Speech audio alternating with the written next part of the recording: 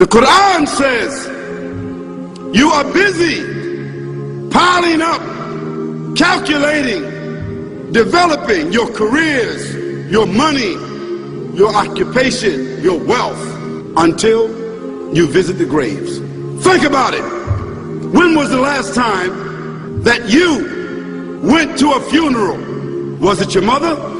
Was it your father? Was it your grandfather? Was it your uncle? Was it your cousin? Was it your friend? Was it your wife? Was it your husband? The last time that you visited the grave, when you went to a funeral and you saw that person whom you loved that was laughing, crying, live, boasting, wealthy, educated, denying, arrogant, whatever they were. What was the demeanor?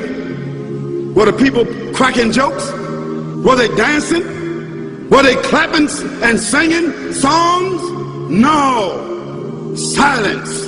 Why? Because every person that walked in that room, seeing that person stretched out, the first thing they thought about was that one day, this will be me. So Allah said, all of us, all of you are engaged in running your mouths, doing your business, multiplying, buying houses, cars, business, whatever you're doing. And when you're told about God, religion, life, morality, you're saying, look, I ain't got no time for that. I don't want to hear that. I don't even believe in God. See how arrogant people can be until they visit the funeral house. And you say to yourself, is that it?